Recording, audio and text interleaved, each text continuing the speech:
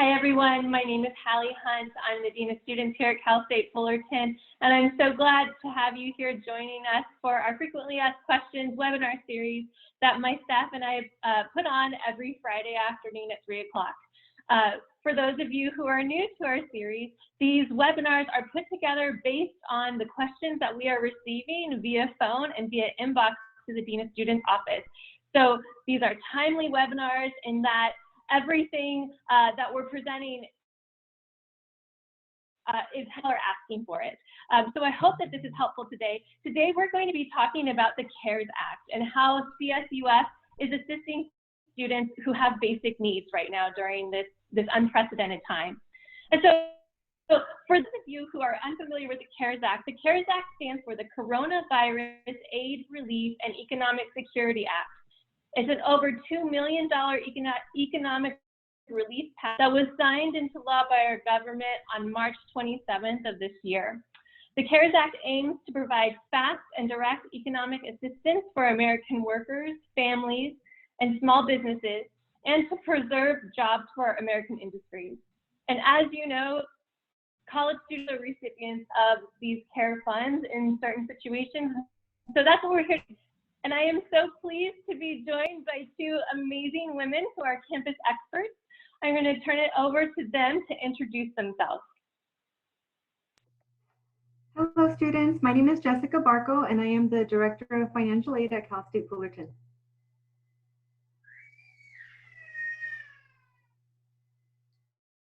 Good afternoon, everyone. My name is Carmen Curiel. I'm Associate Dean of Students and Director of Care Services. Thank you for joining us, Jessica and Carmen. I'm going to ask came to us in the inbox from students. And so Jessica, I'm going to start with you. So I know that financial aid has applied for and receiving through this act. I'm wondering if you can please tell everyone about how you will be distributing the funds to students. Sure, I'm happy to answer that. So Cal State Fullerton received an allocation of $20,510,756 for our student emergency fund. At this time, the funds are going to be distributed as quickly as possible, and we are currently identifying the populations. At this time, we are going to be allocating a large percentage of that in automatic funding for FAFSA eligible students. So it's going to be an automatic fund. They don't need to apply for it. And then there's going to be a smaller percentage that is going to be reserved for students to apply by application. And the funds, we expect them to be distributed as early as the end of next week. And students don't need to apply for them again. And we are trying to do that as quickly as we can. Thank you, Jessica. So did I hear you correctly? Are you saying that there is no application process for this? That is correct. So for the first group that I was talking about, the larger portion of the funds, we are proposing at this time to award them automatically to all FAFSA eligible students. So we have a list of all the students that are FAFSA eligible because they have filed for the FAFSA. So we know if they are Title IV eligible, which is a great clause here, that as long as students are Title IV eligible, we have a list of those students and can go and award them automatically. And we are going to be awarding based on need, and the amounts will vary. Awesome. So can you, is it possible for you to be a little bit more specific about when people can expect to receive funds? Right. So at this time, we're working on still finalizing a lot of details. We want to make sure that all of the technology is correct and all of the eligible students are able to receive them. So even today, back and forth all day working with our institutional research departments, our student business services partners, and many others to try to make sure that we have all of the accurate information. If it was up to us, we would have wanted to give the funds to students yesterday, but we want to make sure that we do it right the first time. And so it's going to be at least another few days, and we hope that by the end of next week, begin to see that relief come through. Thank you. I'm so glad it'll be hopefully by the end of next week. Again, it sounds like it's a little bit of a moving target, yes. But that's helpful to know. And how many do you think students will be receiving? Yeah, the funds vary because it's dependent on need, but it's going to range from a couple of $100s to a little less than $1,000 is what students can expect in those automatic awards. And it's going to again vary on their need, their expected family contribution. And the funds are also going to be prorated. That means that depending on how many units the students are enrolled in is how much they can anticipate to receive, just like they do with financial aid. If they're enrolled in 12 units or more, if they're undergraduate students, they receive the entire amount. And if they're enrolled in 6 units or less, they receive 50% of their financial aid. It's going to work very similarly. It sounds like this is a big undertaking and that there are a lot of variables and a lot of nuances. So it's not like there's one clear answer is coming in and how much people will get. But what I'm hearing, Titans, I'm hearing it directly from our director of financial aid, is that it's coming quickly and that they're paying attention to the details to make sure that everybody gets the money that they need as quickly as possible. Is that accurate, Jessica? Thank you. Okay, I'm going to pivot a little bit now and go to Carmen, our Associate Dean of Students and Director of Care Services here on our campus. Carmen, I'm wondering if you could talk about what CSF is doing for students who may not be eligible for the CARES Act funding. Thank you. Yeah, so for students who may not be eligible for CARE Relief Act funds, what we recommend they do is send an email to the Dean of Students office and indicate, I mean, they'll know I'm not eligible for this particular type of federal assistance. I'm seeking other options. And then what we're going to do is we're exploring options with our philanthropic foundation and working on those, finding these forms of assistance to continue to help students because it is a challenge.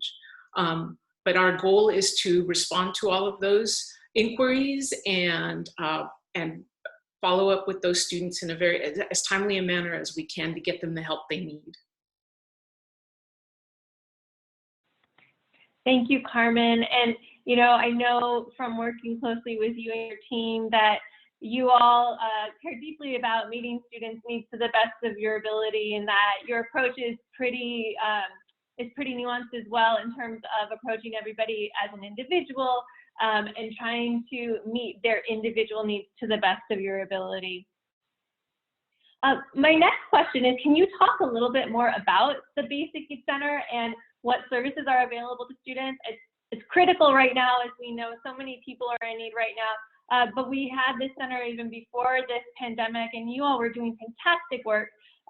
What can students take advantage of that is available now? Great, thank you for that question. Well, we've, like everyone, have had to transition operating and providing the services that we can. And so if you our website, you'll be able to, which we'll show you in a moment here, you'll be able to see some of the resources that we have available and the access to students. What we can do right now is we're providing a lot of assistance in terms of food assistance. We're helping connect students to CalFresh. There's opportunity for those students to receive that assistance. We're connecting them to the Second Harvest Food Bank of Orange County, which has been a partner with us we're going on 2 years now. It's worth the students' while to go to the Second Harvest Food Bank website. They do a mobile pop-up pantry at the Honda Center on Saturdays. And so it starts at 9. Sometimes I think that it's gotten so big, they're doing 2 shifts. So there's opportunities there. The 211 website is available. Also, where students can enter their zip code and find out where the nearest food pantries are based on where they live. So we're providing that kind of support and helping students get connected there. There is a resource guide there for students who've been impacted by COVID-19. So it's broader. If you go to our website and you go to other resources, you'll see that document there. There's a comprehensive list of other resources there. I'm also recommending that students take a good look at that website because there's information there about a moratorium on evictions. We have some specific information in an FAQ section on folks who live in Fullerton. There's a moratorium on evictions there and some specific details about the city of Fullerton. It would also be helpful for students who are seeking more resources to visit the covid19.ca.gov website. There is a full comprehensive list based on need there for students in California who are in distress and who've been impacted. So what you're seeing now is the website's pretty straightforward and easy to navigate. You can go to the Fullerton website, enter Tuffy's basic needs services, and if you go to the other resources page, you will see the information that I was just describing there. So there's a lot of information here that students can access that will help them during this very difficult time.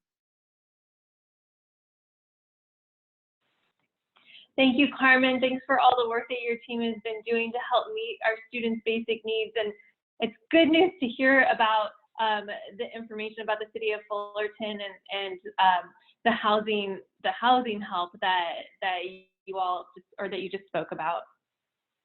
I know that another question that we're getting a lot, and I have to say that this is because CSUF is full of amazing students, but also faculty and staff members, and we've been getting a lot of questions about how faculty and staff can assist Titans in need right now, and what they can do to help students. And I know the Basic Needs Center is a place where people are always wanting to help out, but right now it feels like there's even more of a desire. Can you talk a little bit about how people can help? Yes. Probably the most direct way, faculty, staff, or members of the community who want to help students in need right now would be to support our SAFE fund. We work closely with the Philanthropic Foundation. They have usually taken in doing the outreach to donors who are interested in helping support, provide financial support, specifically financial donations that go into this fund, where we can provide some support in the form of a grant for students who are experiencing an unforeseen hardship. And certainly if there ever was one, this pandemic meets that criteria. And so if you go to our website, you'll see, we were on the page earlier, you'll see there's a button on the right, there it is, thank you. If you click that button, it will take you to the Philanthropic Foundation page and you can make your donation online. That's the quickest, most direct way to provide that kind of support. It goes into this fund, which then allows us to be able to help meet some of the needs of students who have exhausted all other options or really have no other options and need the support so they can continue or complete the semester.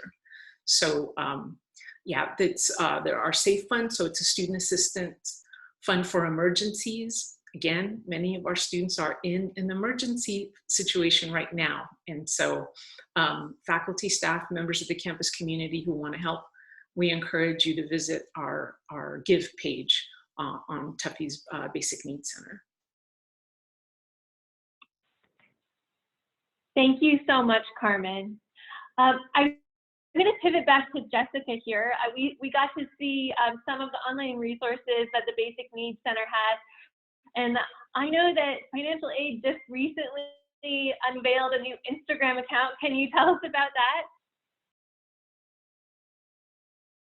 Yes, thank you for allowing me to share on that.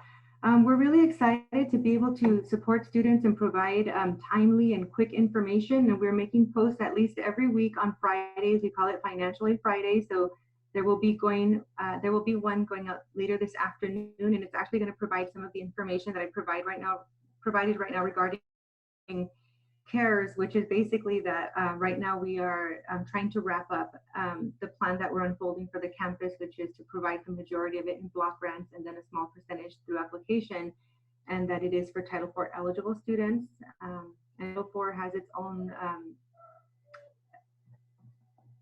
own criteria for eligibility, and some of the ones that are mostly known are students being U.S. citizens or permanent residents with valid Social Security numbers, students enrolled in degree-seeking programs, male students between the ages of 18 and 25 registering for selective service, must not be in default or owe any overpayment on federal aid, must not have been convicted of any drug offense while receiving Title IV aid, must have a 2.0 GPA, and must have a high school diploma.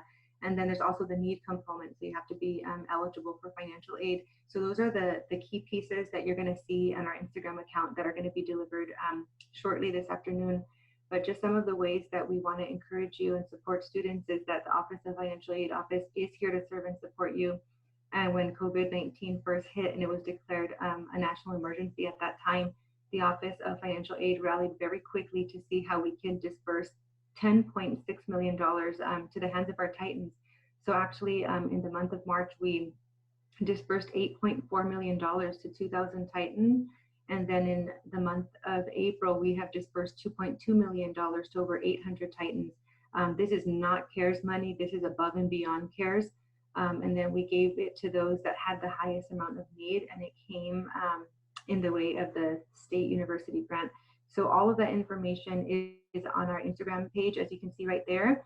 That is our official CSUF Financial Aid Instagram page. It's CSUF_Office of Financial Aid. I do want to say that because there is another account out there that is not a legitimate financial aid one. It's a blue circle. It's a circle with half blue and half orange on it. That one is not an actual financial aid Instagram account. I don't know who's running that. I've asked them to take it down numerous times and they don't. I just want you to know that this is the official one. Please be sure to follow us there. It has all relevant update information on how you can access us, the services that we have available, and that the Office of Financial Aid is completely available to you remotely on phones, emails, electronic service ticketing systems, Zoom counseling, phone counseling. Our services have not stopped. We are here to serve and support you. And all of this information is again on our Instagram page, and the latest post was about the May 8th document deadline. So we encourage all of our students to submit if you were selected for verification, please submit all of your documents by May 8th in order to be considered for priority financial aid. And priority financial aid means that you actually receive all of the aid that you are eligible for. That's the key word, you will receive it. Students who are late and don't meet the deadline, even though they may be eligible, they will not receive all of the funds because the state of California has a hard deadline on March 2nd, for example, for the CDA application and FAFSA application, and then CSUF, we have our own deadline for the document deadline. So I encourage you to look up on our Instagram page and keep up with us, and please share our page so that we can help share more information to more Titans. So stay tuned. This afternoon, we're going to be posting information about CARES, very similar to what I've shared with you, so that you can share with your friends. Thank you. Thank you so much, Jessica. And thanks to Ezra for showing the official Instagram page. I'm glad that you guys have that now because there's so much information that's really important for students to have access to accurate information at this moment in time. And you and your team are doing such fantastic work right now, reaching out to students, trying to meet their needs to the very best of your ability. Your office is critical right now. So thank you so much for creating that account so that we can spread the word about important deadlines and important information as best as we can. Jessica, at this point, are there any other final or closing thoughts that you'd like to give to the Titans? Yeah, thank you. I just wanted to share with you all that we care about you and that we're doing our very best to serve and support you. And financial aid, just to give you an idea, this past Monday, we had almost 2,000 emails, over 900 ServiceNow tickets, 600 calls in one day. So we have not stopped, and we are here. We're standing by. We're here to support you in any one of those ways.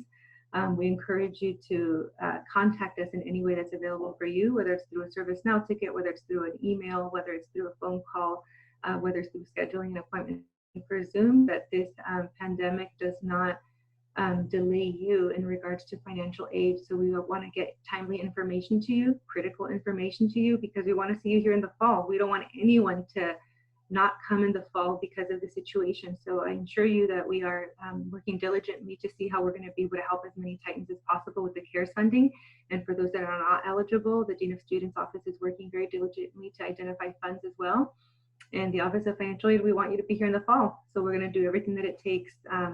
If you find yourself in a situation where ultimately, even after you receive the CARES fund, you say, I'm not sure if I can make it this fall, please don't make that decision by yourself. Contact the Office of Financial Aid and ask us how we can help you. Put that on us. Ask us how we can help you. And that's why we're here. So we really hope that we see all of you in the fall, and we want to help Titans reach higher. We really are here for that, so for the opportunity to serve you. Thank you so much, Jessica. Carmen, I'm going to send it over to you at this point. Is there any additional information that you'd like to share with our students who are watching? Yes, thank you. This is it's been such an excruciatingly difficult and frustrating and trying time for our students, and I'm really sorry for all of the hardship. Many of the students who we work with, really all of them who we serve through the Basic Needs Center, need support. And there was a lot of need for support before the pandemic, and it's just increased since then. Feels exponential. And so we very much want to provide students with the individual attention that they deserve, to learn about their situation, learn about what they need that would be most helpful, and provide the support in as timely and with way, the least cumbersome way that we can. And so please know that we too, are working very hard and tirelessly to read through all the requests for support, all the emails that we get. We want to learn about you, we want to meet you, we want to talk to you, and respond and provide as many resources as we can. We don't want to lose any of our students. We want you to complete the semester. We want to see you back in the fall too, and these are very difficult decisions. And so we look forward to providing that support and helping you. Really, that's why we're here. That is why we're here. I can tell you, our staff is we just feel very badly, and we're doing everything that we can to try to ease as much as we can and facilitate this process for you so that you get the support.